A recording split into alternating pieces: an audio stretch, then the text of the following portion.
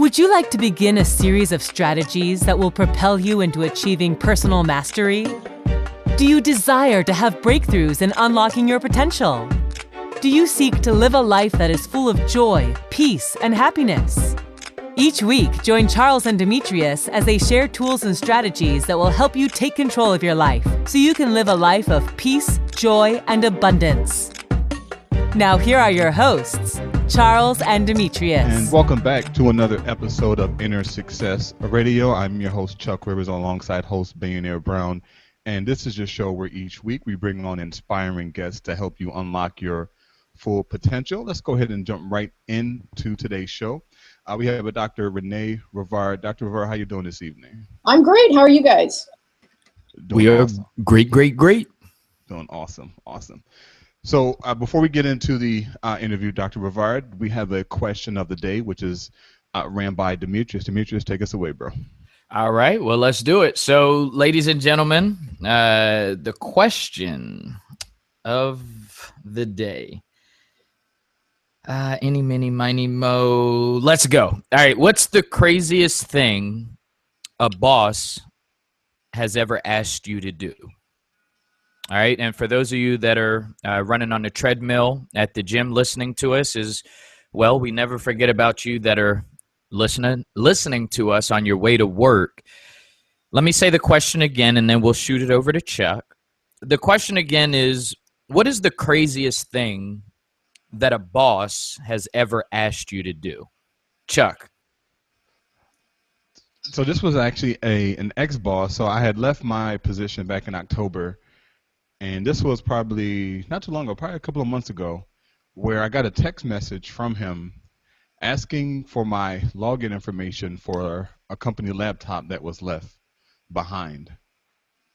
And I'm thinking like, well, that's my current active login information. If I provide that information to you, that means you now have my login information. So I actually just completely disregarded the text message. I actually couldn't believe he was asking me for my username and password to log in to my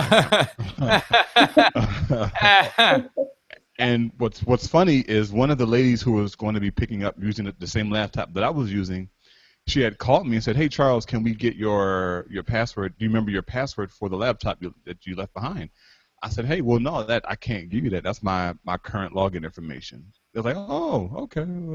So yeah, so that was just crazy. I couldn't believe he even asked me that question. They're trying to sneak into the mind of Chuck Rivers. All right, so your personal password, your username on your computer, could definitely accept that as a crazy thing. Let's go over to Renee. Renee, what's the craziest thing that a boss has ever asked you to do? Well, the biggest thing I can think of, I don't know if it's crazy, it was maybe a little insulting, but I was in a corporate meeting and happened to be the only female among about 12 or 15 members.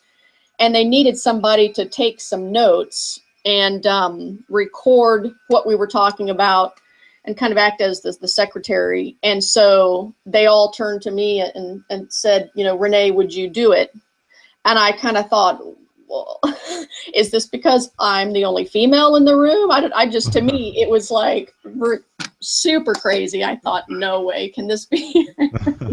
All right, that's good.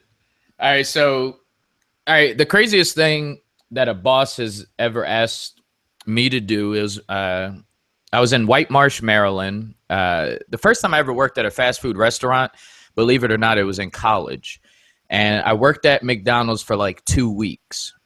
And for those straight 2 weeks, for some reason, the boss kept right before I was getting off on my shift, it seemed like it was a tradition at a fast food place. He asked me to fill up the ice machine.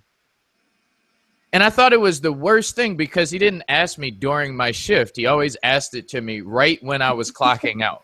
And it really, really pissed me off. So if the boss or the manager is still there at the White Marsh McDonald's, screw you. Screw you. We'll take it. We'll take it. I hated it. All right. Let's go ahead and jump right into the interview. So Dr. Renee Rivard was born and raised in the Panhandle of Florida. She received her biology degree from University of South Alabama and graduated with honors with her doctorate in pharmacy from Creighton University. She has presented locally, nationally, and internationally on topics in the areas of health, nutrition, drug information, digital product management, and wildlife conservation to audiences that have spanned across remote villages of the Dominican Republic to retail pharmacy executives and members of the FDA. She has recently returned to the Panhandle to help care for her mom. So, Dr. Rivard, with that brief introduction, can you give us a little bit more insight into who you are and a little deeper insight into the work that you do? Certainly, and thank you so much. I'm really excited to be here today too. It's such a great, I think, platform to help people really realize, what is needed at a base level to reach their full potential. And my current passion is involved around food because people really don't realize how significant of a role that plays in their daily lives and how their mind and body works. And I think, even growing up as a kid, I was always really interested in how things worked, like nature. I was always like in the top of climbing some tree or catching lizards or something like that. And really fascinated about watching them and, animals, how they worked, what they did. And then the same thing with the human body. And it just fascinated me how everything kind of came together. And I think in pursuit of some of those passions and interests, I've always taken any opportunity to travel and live in different places of the world. And I've lived in New Zealand, Australia, recently in Panama. I was living there about a year and a half ago, pursuing learning Spanish a little bit better, as well as just the amazing wildlife that's there. And over the last 20 years, I've been a freelance medical writer. So I evaluate medical studies and the data and kind of summarize it. And it's really just all about, how drugs and plants and different things work in the body, which is fascinating to me. And then I decided, while living in the middle of a rainforest by myself for a year and a half, that I wanted to start my own business.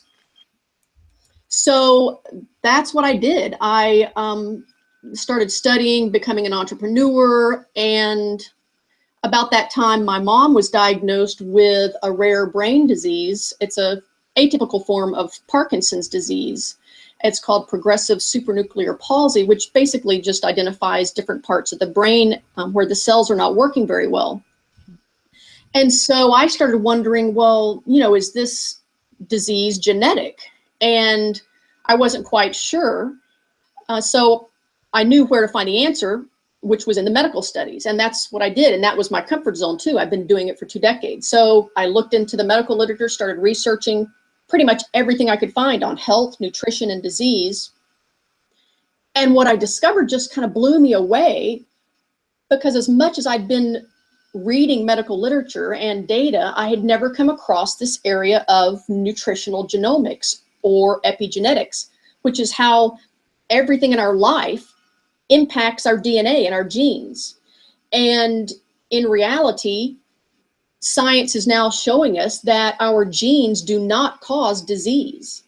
And that just kind of blew me away. It was like, how you treat your genes is what causes disease. So individuals have a lot of control over their genetic destiny and their future, which I don't think they realize. And when I found that out and discovered it, it was just like this light bulb. That was my aha moment, And I thought, man, if everybody knew this, certainly they would choose to turn off their disease, knew how.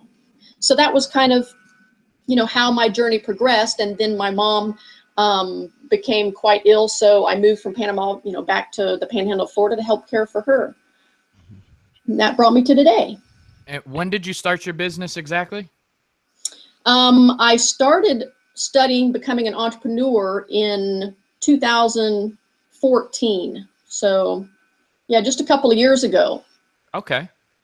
And my mother, my entire family, well, half of my family is from Panama. It sounds like you had a great time out there. Oh, I loved it. And the nature is just phenomenal. And the culture, the people are awesome. The culture's really laid back. Loved it.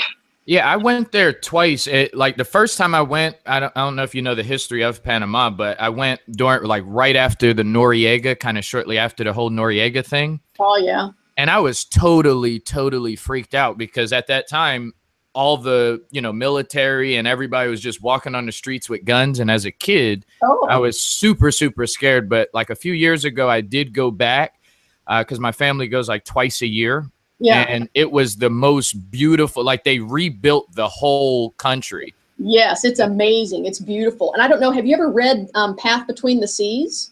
No, I haven't. Who's the author? Oh, you definitely have to read Path Between the Seas. I think it's James McCullough, and it is a really well-researched history of Panama and the building of the Panama Canal. And it's just fascinating. I read it while I was living there, and it really moved me. It was very inspirational. Did you go to the Panama Canal? Oh, yeah, I lived pretty close to it. I was on it all the time. Yeah, amazing, right? Yeah, and they while I was living there, they had last year they had their 100th anniversary, so that was kind of a cool time to be there. Yeah, one of the most amazing things that you could do. That's super awesome. So we got the business started 2014. You've been doing medical, obviously, research for the past 2 decades, over 20 years, and here we are on the Inner Success Radio podcast. I know, it's awesome. And it's such, I think, such a great opportunity to help people understand that they do have control over their genes. And one of the biggest influences is what you eat. Because, I mean, you think about it, you're eating 3 times a day. So other things that impact your genes are how well you handle stress, things like if you're smoking, if you sleep well, have good sleep habits, even if you're sitting for more than like 6 hours a day, it actually alters your function of your genes in a negative manner. So those things, you could probably live okay, but if you don't eat well, I mean, that just impacts your genes every single time, 3 times a day, or if you're snacking 4 times, 5 times a day. And what we don't realize is that most or a lot of the information that we get about our food being healthy or not, that kind of drives our buying behavior, is information from food conglomerates. And I promise you, they're not making food to make us healthy. They're making food to make you buy more. And yeah, and they're very good at it too. But what I think people don't understand is that commercial food products are engineered. They're actually designed. Food companies hire food scientists to engineer and design food that has this perfect balance of sugar, fat, and salt. And it's actually got a name in the food industry. It's called the bliss point. And that special formulation of sugar, salt, and fat is different in different types of foods, but the food scientists know how to engineer it so that it overrides your body's natural ability to tell you that the food that you're eating is not good for your genes and not good for you. And I've got a great example if you're interested in hearing it to kind of explain how that works. Sure. Definitely. Okay, so, and I'm sure like a lot of people have done this at home, and to me, it's the perfect example to demonstrate the bliss point. So, have you ever made like chocolate chip cookies or brownies or something at home? That's my favorite. Right. So when you make brownies or cookies, my favorite is chocolate chip cookies, or it was as a kid. So the ingredients, you've got among various things, the main ingredients is you've got like 2 or 3 cups of flour, which is, just a powdered carbohydrate, and carbohydrates are really just sugar molecules stuck together. So then you've got, a cup or so of sugar. And then you've got some fat, which is your butter, usually a stick or 2 of butter. Now, could you sit and eat a whole stick of butter just by itself? Absolutely not. Right. So what would happen if you sat down and tried to eat a stick of butter? What would happen? You'd probably get pretty sick. Right. Exactly. And so how about like 2 cups of sugar? Could you just sit and eat like 2 cups of sugar? No, you'll start getting a headache. You'll probably be dizzy. Yeah. And then same thing. Well, with 3 cups of flour, I mean, assuming you could actually get 3 cups of flour down, right? Yeah. But assuming you could actually eat it, I mean, you'd probably gag, right? Yeah. Now think about think about that response. If you're gagging and you're like getting sick to your stomach, that's your body communicating with you, and it's telling you, get it out of me. But if you take butter, sugar, flour, mix it all together, and you put in like a little bit of, vanilla and salt, I mean, could you sit and eat like the whole bowl of cookie dough, like in one sitting? Like my bowl of cookie dough rarely even made it to the oven, But even if you got your cookie dough into the oven and you made cookies, you could sit and like eat almost all the cookies in one sitting. Yeah. And that's the perfect demonstration of the bliss point. You put those ingredients that don't normally occur in nature together, and you put them together, and it overrides your body's ability to communicate to you that this is not healthy and you shouldn't be eating it. And that's interesting because, I on a few podcasts ago, I was talking about, we were talking about health, it's the same subject, and there's these cookies that I usually get from Mom's Organic, and, they're vegan cookies, but they appear to be healthy, but they're not, right? But I can sit there and eat like literally 8 or 9 cookies. Exactly.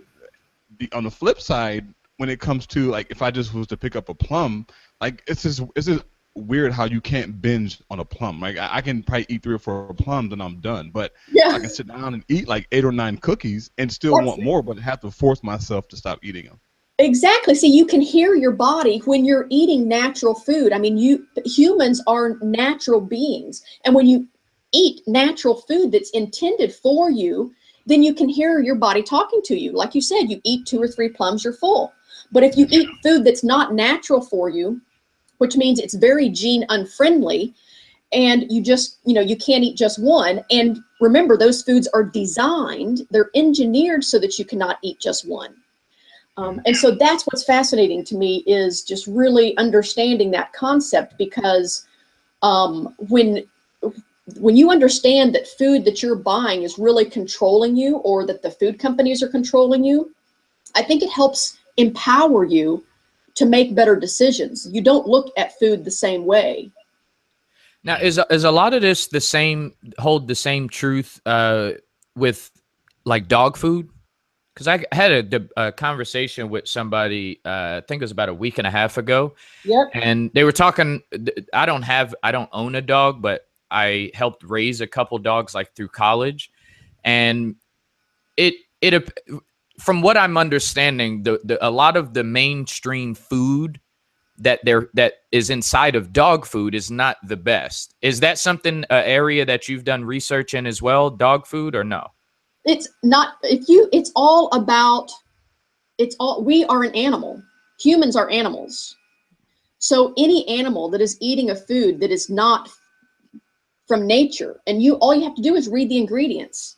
And if the ingredients are, a lot of like corn, and don't even get me started on the corn thing, but it's just, been bastardized as far as its genetic formation these days. But yeah, there are a lot of animal foods use cheap products to make the food, and purchasers usually buy what's inexpensive. And so yeah, it affects your animal's health as well. I mean, a dog is just another animal, just like humans. I heard a lot of the food, a lot of the ingredients in dog food, like the mainstream, it has like roadkill. Like they put roadkill in there. Did you ever hear that before?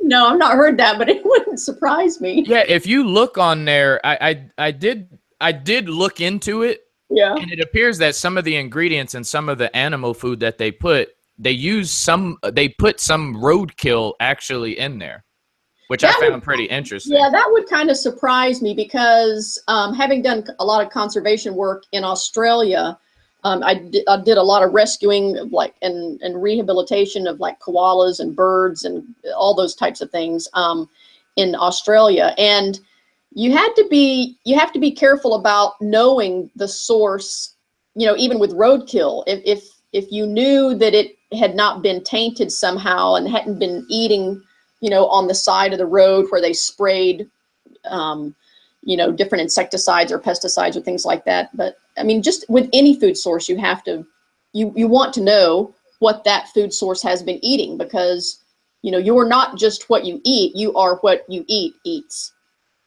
Oh. I like that. Now you peeled the orange all the way. You peeled another layer. I like that. That was an aha moment for me. That was. Oprah would be excited for that. Oprah would be like, aha. Well, I can't take credit for it. It's not original, but it made a very big impact on me too. And I think it really exemplifies a lot of what's, you know, where our disease and cancer is coming from today as a population is you look at what our main sources of animal protein, what they're eating. And if you and I eat a lot of unhealthy food, then we get a lot of inflammatory molecules in our body. Well, the same thing happens to any animal. So if you look at cows and pigs and chickens, and if they're raised in a stressful environment eating corn, which none of those animals, by the way, have evolved or were designed to eat corn, that stresses them out. So they have a lot of inflammatory molecules in their body, and especially in their fat. So if we eat an animal that has inflammatory molecules, then we get those inflammatory. And then those inflammatory molecules are kind of the basis of stressing out your cells and the cause of disease. All right. I got two last ones on food before we transition. Okay. One of them is broccoli really a vegetable? Yeah, as far as I know, but I mean, I'm not a big plant expert. It's in a family called the cruciferous vegetables, but I think it's a vegetable.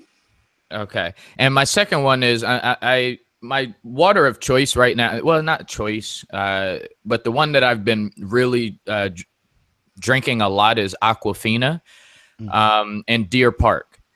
What is some people don't really realize what thing is water. Like I always just used to drink like fountain water.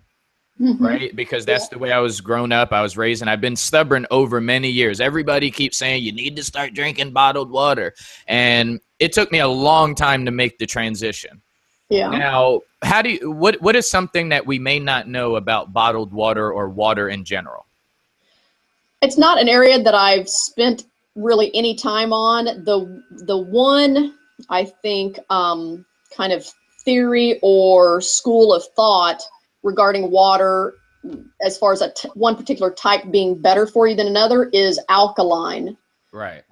And which, you know, again, helps the pH in the body. But I mean, I don't know. I haven't really looked into that very much. Okay. Dr. Rivard, have you, actually, I have a couple of things that I wanted to bring up. The first one is, have you heard of hybrid and non-hybrid foods? Is that like genetically modified type of things? Yeah, I think so. I think so. There's a gentleman named, and I'm not sure if you heard of him. Name is Dr. Sebi, S-E-B-I. I'm not sure if you heard of him. No, I'm not familiar with him. He's no longer with us. He passed away a few months ago, but he was a herbalist, and he also had the same philosophy that, you know, health and healing should be in food. A lot of the foods that we eat are really bad for us, but he went like a step further, and some of his philosophy was like shaky, like, whoa, what do you mean? So one of the things that he said was carrots are a hybrid food, meaning it's not natural. Oh, I see. Right, and he said, I think another one he said was it spinach or carrot? Like we created it.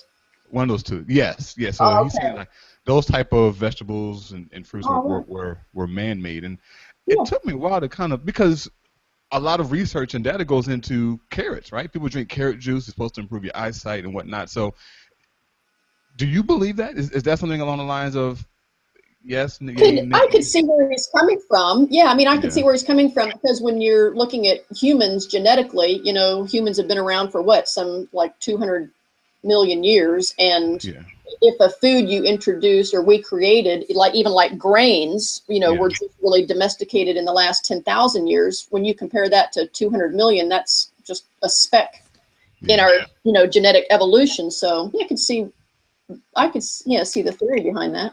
Okay. And the The second thing I wanted to talk about, and I had gotten into a debate with one of my coworkers about this. This was seeded and seedless fruit. The biggest two are grapes and watermelon. Yeah. I came across an article or website where I was reading something about seedless watermelon, right? Because how can a watermelon grow without seeds, right? How can grapes grow without seeds unless it's modified in some type, shape, way, or form? So I was just thinking the same thing the other day. So I myself have personally stopped eating seedless watermelon, and it's unfortunate because it's hard to find. Like I've been to 3 or 4 different supermarkets, and they don't carry seeded watermelon. I had to go to a farmer's market in order to get seeded watermelon. Yeah. And that's just very interesting that this whole seedless movement is really. So something happened the other day when I was at my girlfriend's house, and we were sitting in the kitchen. Her niece was in there, and I had found some seeded grapes, right? So she's eating the grapes, and she goes, "Grapes have seeds?" And I was like, "Whoa!" And I'm like, "Grapes have seeds?" And I had to pause for a few moments because she's 8 years old, right? So that's what she grew up on, is seedless grapes, and that was just really fascinating to me. Yeah, you ought to have her grow a little, like some little herbs or things, like a little lemon plant from a seed, and let it grow so she can see how that works. Yeah, that's very, very interesting. Yeah. All right. And what's your affiliation with Fox News, ABC News, CBS News, Yahoo, and NBC News? I had a press release that was picked up by all of the major networks last year, or earlier this year, I guess it was. And so they just picked all that up and promoted that on their various channels. I mean, that's pretty good as a fairly new entrepreneur to get those type of affiliation. I mean, how did you feel about that? Yeah, at first I was super excited, and then I realized the business behind it, and it's not quite as exciting as it sounds, but because you can have PR firms that help you get picked up, but they were very impressed and excited because I got picked up by like over 500 and something different I guess channels, and they said that was, normally people get like 200 or something. So that was a good sign. So I think this is kind of, it's a cutting edge information. And I think more and more as people, there's a big health awareness and being more natural with what you eat. So I think it's, resonating with a lot of people. Awesome. And I've recently read of somewhere where the FDA is trying to crack down on companies that sell supplements, which is, to me, it's kind of interesting because a lot of the drugs that the FDA approve are worse than the supplements that are on the market. But of course, they get half of their funding, or probably more than half their funding, from the very same companies that are trying to get approval. Yeah. Yeah, it's that's a whole nother monster.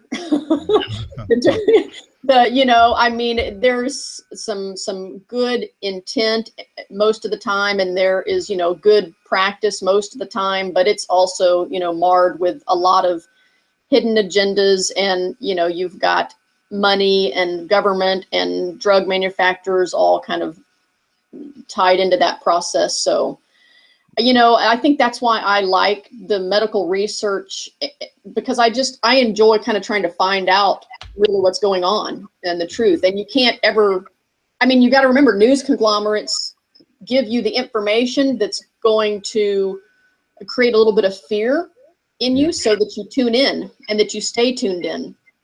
And so, unfortunately, you just kind of have to take some of that information with a grain of salt and try to research it. Interesting. Yeah. And earlier you had mentioned, so are you familiar with the work of Dr. Bruce Lipton? No, I don't think so. The name sounds really familiar, but. Okay, so he talks about epigenetics, but I wanted you to kind of explain or kind of define epigenetics. Like, what does that mean? Sure, it's your genes are, just little molecules, little amino acids, and they're inside your cells. And depending on what you do, let's say that you smoke, or let's say that you eat food, a lot of high sugary food. Well, that goes into your cells. The chemicals and molecules from smoking go into your cells. Any chemical or any molecule of food that you eat is broken down and utilized by your cells, which are kind of like little manufacturing plants. And if they're not getting the right nutrients they need, your cells to do the job, they start getting stressed out, and the proteins don't get made quite right. And it can leave a little mark on your DNA. I mean, an actual little protein element can be attracted or bonded to your DNA. And so it leaves a little mark, a little epigenetic marker. And that mark, depending on where it occurs on your DNA, might end up making you more susceptible then to a disease. It might turn on a cancer gene. It might turn on a disease gene. And then you have to remember too that your DNA is passed down to your children. I mean, that's how we reproduce. That's what makes more humans, is your DNA, your partner's DNA come together. And so if you've got a little epigenetic marker from something from your environment that your cells didn't like, that was gene unfriendly, well, then you can pass that on to your kids. And that's why, often there's even one school of thought that type 1 diabetes, that's a result of, previous generations having an epigenetic marker that maybe they had type 2 diabetes, but then they passed it down to the kids, and the kids then actually were born with diabetes. So yeah, epigenetics is just kind of the process of how your environment impacts your genes and can actually modify them. All right, let me shoot another business question to you. Okay. I know you have obviously Chuck mentioned earlier that he's being coached by a young lady. I don't have her name off the top of my head. However, he was sharing with me that she does these free, she gives like a free consultation. Yeah. And I'm a coach as well. And I never liked the idea of free consultations. I never liked it. However, I'm a big advocate that if something is working for other people, it never hurts to try it. As soon as, when I tell you, Dr. Renee, the same day that Chuck told me that the person he's being coached by, the new coach, right? I said, you know what? Let me try this out. So I do like this 15-minute consultation. I mean, the same exact day he told me this, I said, you know what? Let me just try this out.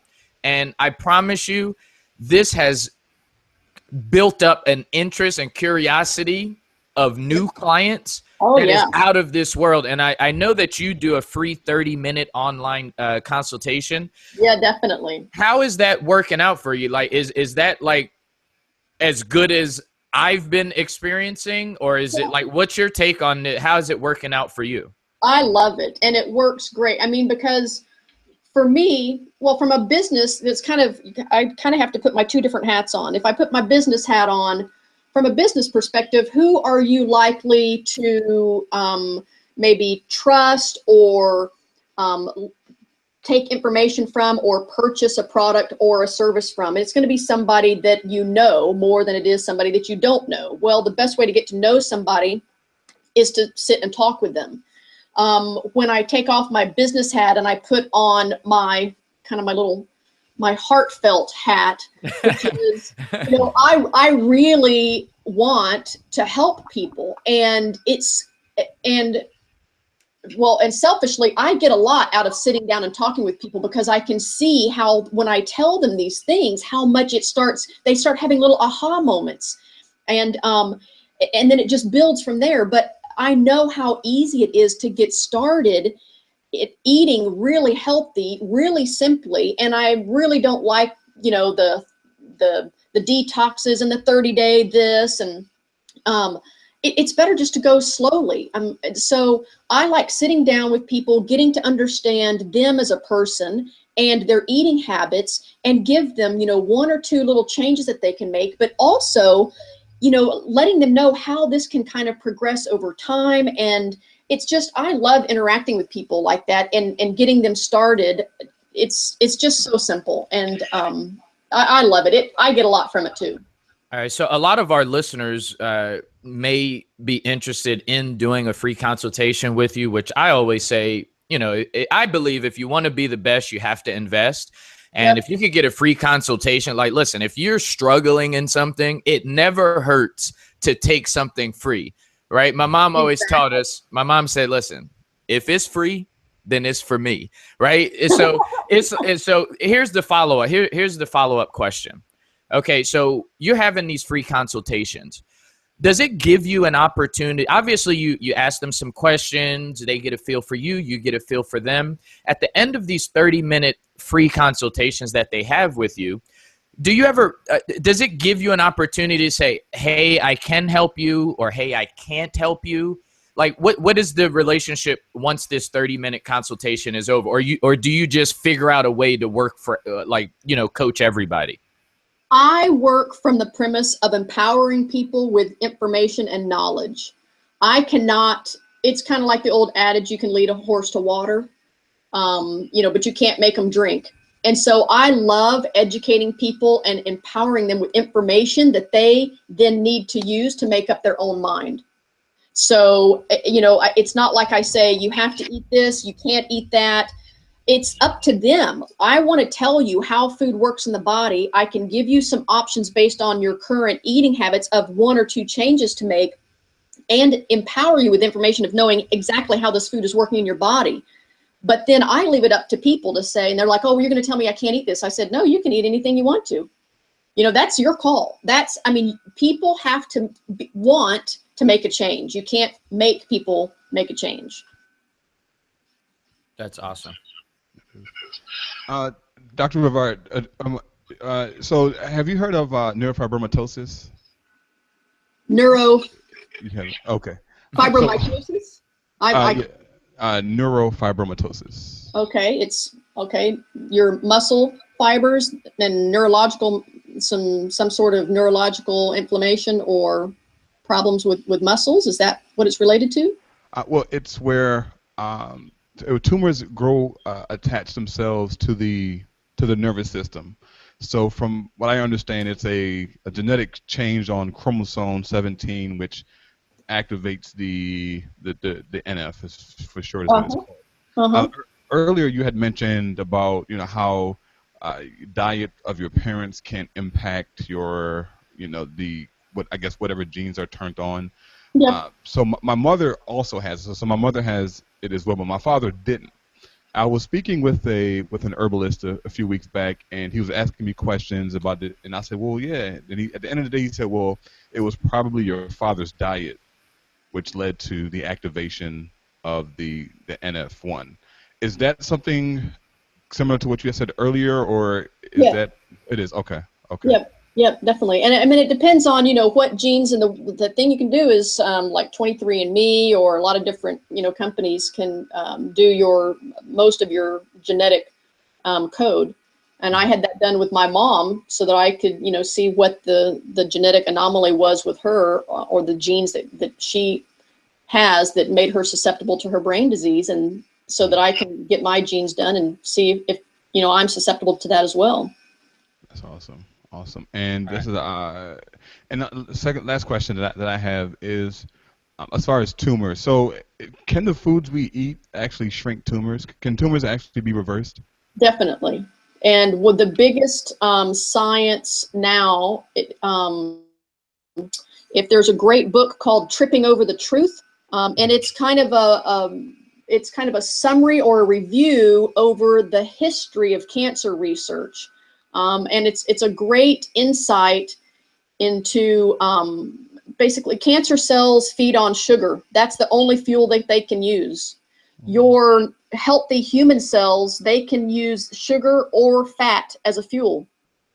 So if you get on a really strict, what they call ketogenic diet, which is hardly any carbs, and I mean vegetable, even carbs, any type of carb, very, very low carb diet and high, really, I'm not talking about, just your fattish diet. This is like a therapeutic phase where you would even need to have a physician who was knowledgeable of ketogenic diets help you get on and get to a point where you were eating with the majority of your calories coming from fat.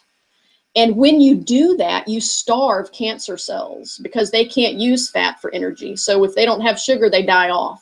Whereas your human cells get healthier because they can just switch over.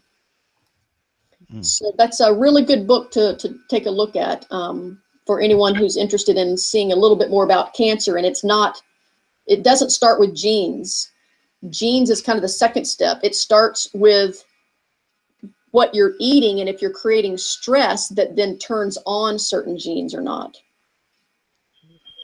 And that's called Tripping Over the Truth. Do you know who the author is? I forget. I could check it real quick, but I forget his name off the top of my head. Okay, that's not, yeah, we can research it. So cool. All right, so I want to have a little fun real quick. I know Chuck has to get out of here. All right, so I'm always interested to look at testimonies. All right, I was always taught in business, if I say it, it's a lie. But if they say it, it's the truth. We could both say the same thing, right? Yeah. If I say it, it's a lie. But if they say it, it's the truth. So I was looking here at some of your testimonies from your clients. And I've had some great results, really inspirational. And I love it. In fact, I have some family members that I want and I will have listened to this because some of them are taking a lot of medication. And what I was saying is I have a lot of family members as well as friends that are, unfortunately kicked on medications.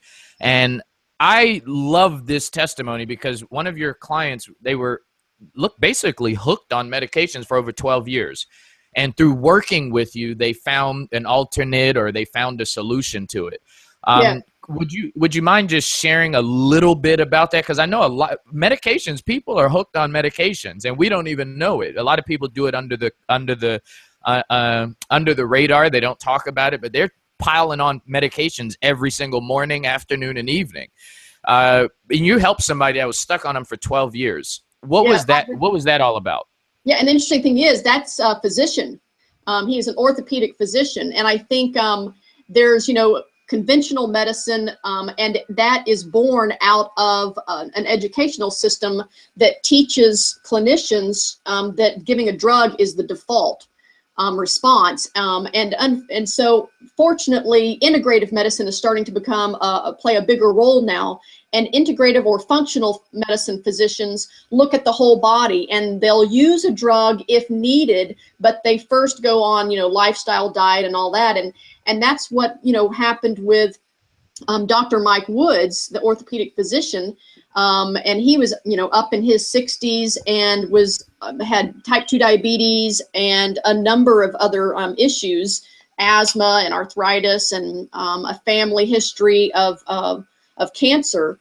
And he even as a physician, he was unaware of nutritional genomics and how significant of an impact the food you eat can reverse bad metabolism. And it starts with the first meal that you eat. So even just within, I think it was like 2 to 3 months of him, me coaching him and his wife, that he was off all but one of his medications just after like 3 months. And the same thing with my dad. He was off like 4 or 5 medications within the first 3 to 4 months. And that pretty much happens with everybody once they start eating healthy. I love all your testimonies, Dr. Renee. However, that is the one that hits home biggest for me in my circle of influence. So thank you so much for that. And I encourage all of you to take advantage of that free consultation that Dr. Renee has. Thanks so much. Definitely.